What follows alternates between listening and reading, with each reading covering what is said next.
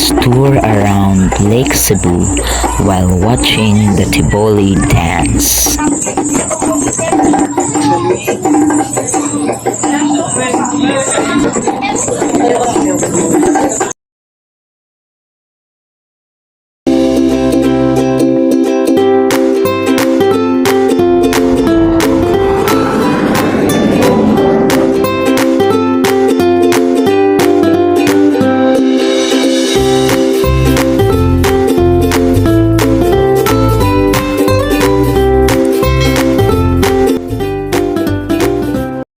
And now, let's start touring around Lake Cebu. Pinapakain ko ito ng oversized foods po. At kumakain din o yan sila sa dayo po natin sa umaga, tanghali at hapon. So, nakita naman natin sa kanila, wala naman silang snacks, soft drinks at merienda po po. So, unlimited mountain zoo ho yan sila. Average months po, 6 or 8 months, regular sizes, 3:1 kilo or 4:1 kilo. So, nakatipid po ito sa pagpakain ng isda po natin. So, dito naman po na side, may tatutulog po tayo ng hugis daliri. So, yan po ang tawag namin dyan ay 3 fingers. Magula po sa magting bahay, sa gitna sa maraming kahoy. At dyan naman po sa may coconut bar po natin. So, mga sir, sa gitna ho, doon po natin matatagpuan ng 85% underwater spring na nagsusupply nitong lake ho natin. So, ibig sabihin, lahat pa ng mga senda sa isla, doon po sila kumukuha ng kanilang pang-inuming tubig everyday. So, ang temperature natin, hindi po siya below sa isla, so connected po siya sa mainland area. So, baka may gusto mag-donate ng 2 daliri para makumpleto po siya ang 5 daliri na matawag na rin siyang 5 fingers. So, ayan po. And po sa tuktok ng bundok na yan, doon po natin natatagpuan ang paragliding of Lake Cebu.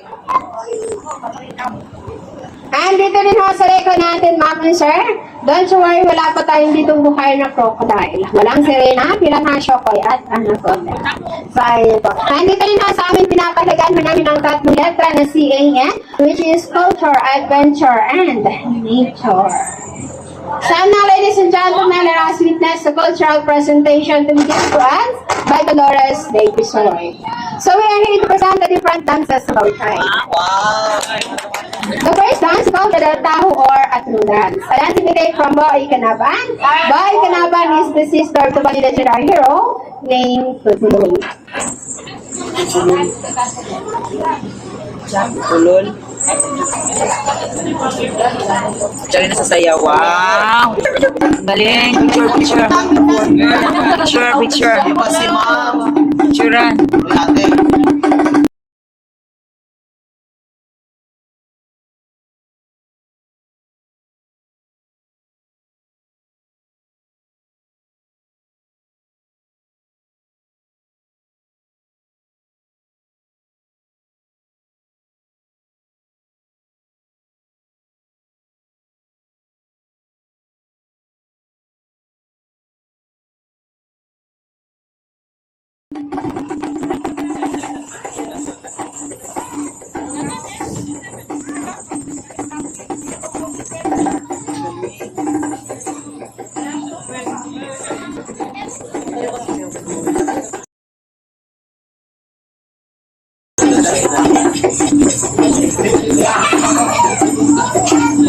Part-time na kaya man.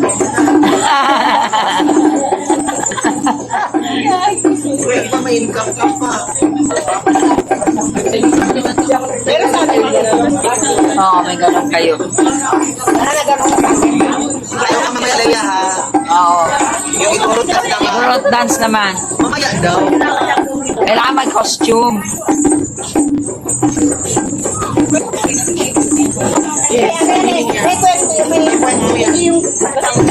Hindi yan basta lang menu. Wow!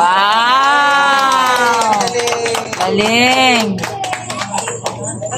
And the last dance we called Madal Samgumit.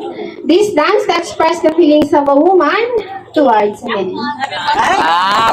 Yan, maganda yan. Worship dance. Galing naman ni Madam.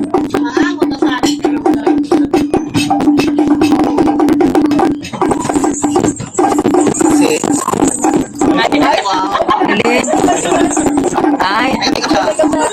Kaya pala, sa pupunta mo, diba? Kaya ngayon. na.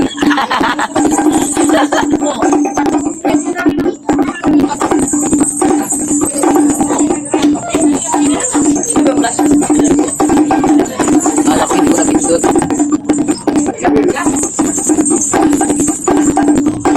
Yay! Good job. Amazing. So that was kind of a cultural presentation. Thank you. Good. So kung nabaitan ko pa muna, bibigyan din po kayo ng time para makapag-picture. Kasi dyan pala sa the best view for picture taking. And then, meron po kaming magwagawalat na sa table. Heartily given lang po. So gusto mag-share ng kanilang mga best things. Babalik po ako sa lobby lang sandali. Enjoy your stay and enjoy the rest of the tour. Magandang araw po. So balik po kayo dito sa gitna. Sana ka, ma'am. Sana siya, ma'am. Parang lahat. Sila muna ate. Group muna nila. Group na nila, group na nila.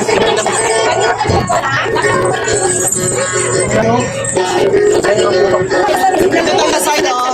Ha? Nandiyan siya gamit na ako. Maunang pag na po sila ng itutok lang ito. Itutok lang nila. Nakasan ng taas.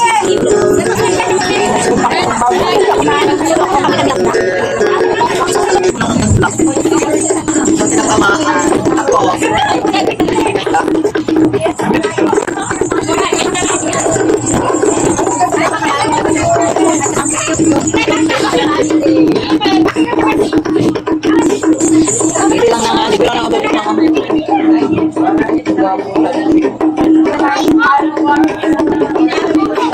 Ma'am, join ka ma'am.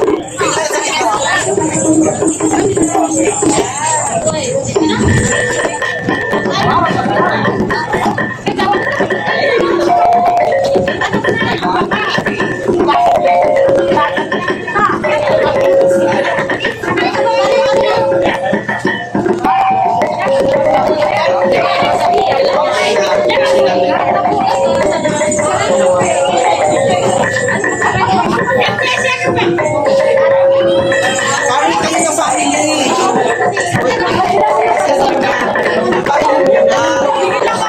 Akin na, sa ikaw na. Kuha ka ng bata, takot malon.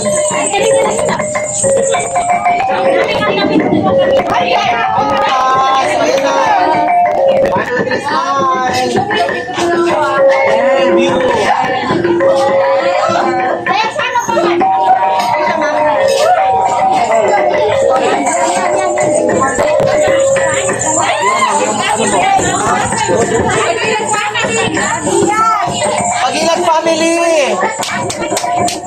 Walang ganito sa Baguio. Ayan lang. Ipahanan sa kanang. Ay!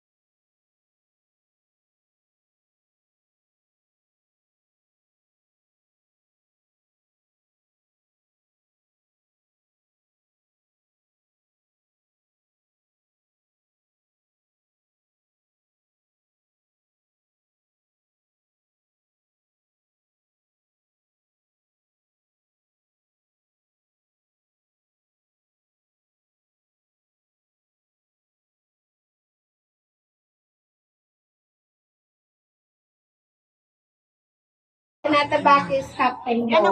So maghapa tayo sa bakong kapitan sa likuran. Kaway-kaway, south-west. So ang hindi ako magtaas ng kanyang kamay ay iiwan natin mamaya doon sa malaking isla.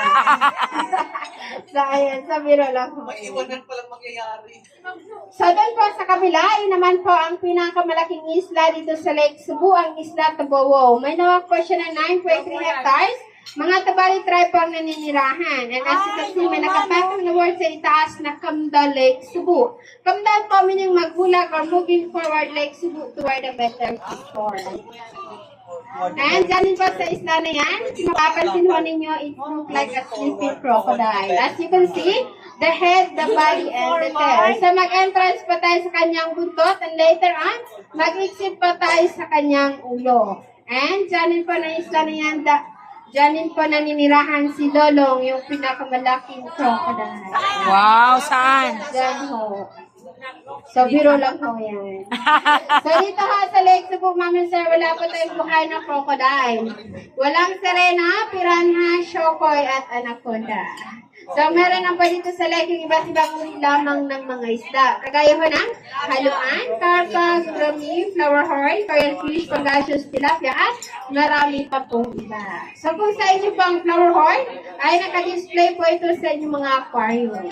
So, sa amin naman po ay nakadisplay po ito sa aming mga kawali. Kasi, paksiw na flower horn yun dito, crossbred tilapia, so pwede po silang kainin.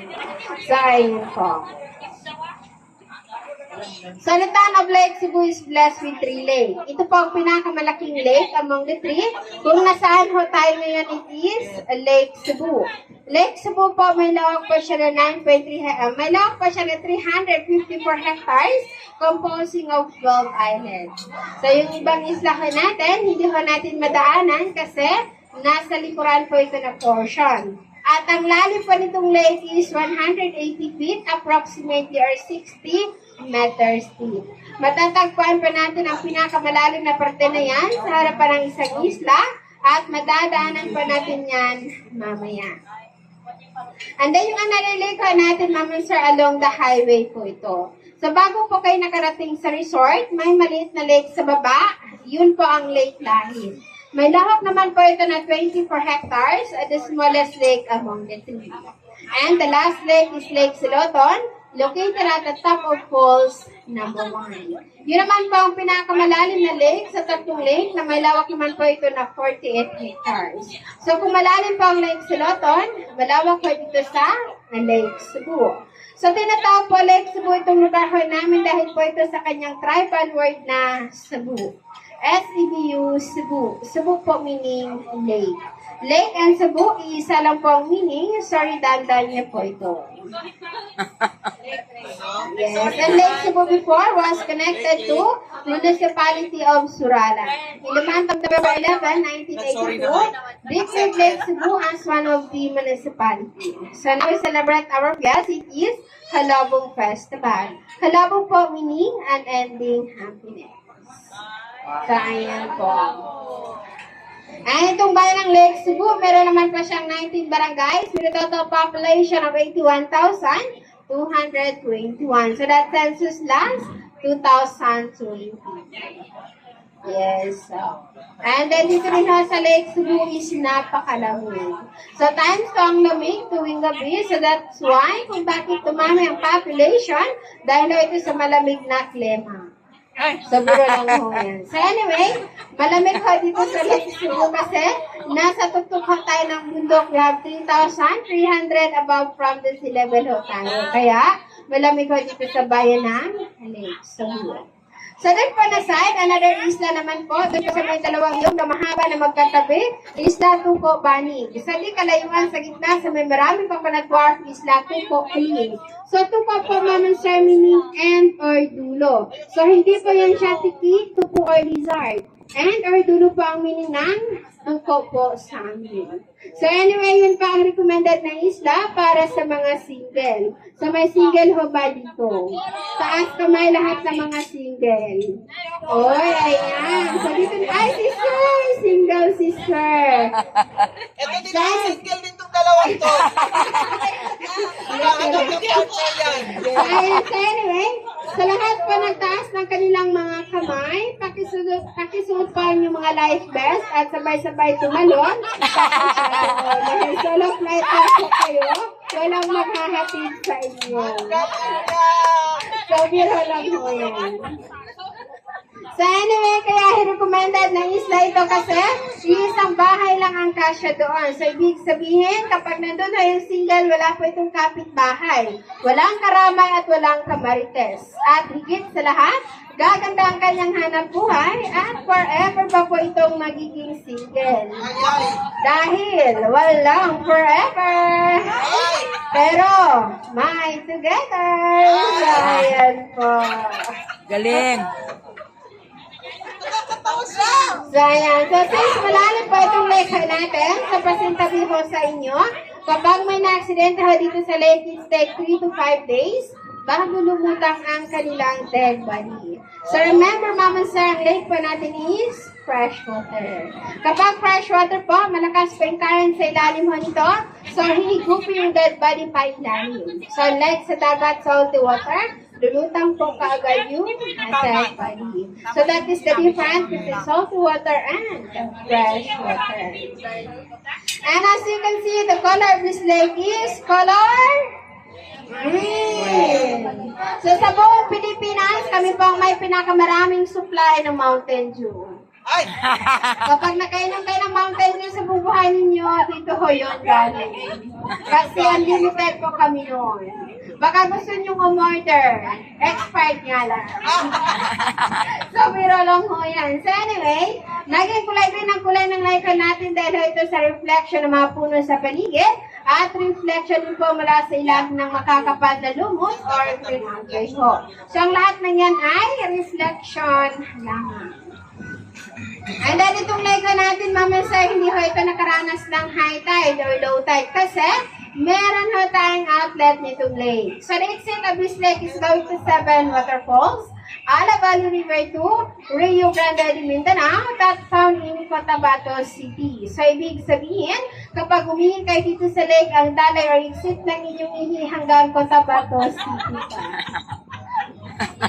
So, ayan po. So, mirror lang po yan. So, anyway, nakapunta na ba kayo ng 7 waterfalls? Hindi pa. Number 1 lang, ma'am. Number 1 lang, 1 fall. 1 and 2. 1 lang. 1 and 2. Wala. See. So, anyway, yan pa ang location ng the highest zip line in Southeast Asia. Meron pa siyang height more than 600 feet above the ground. Located at 7. Kung nagustuhan ninyo ang video na to, paki-like and share na lang po. Hindi ho ito tinapos na may-ari kasi Thank you for watching everyone. Glory to God.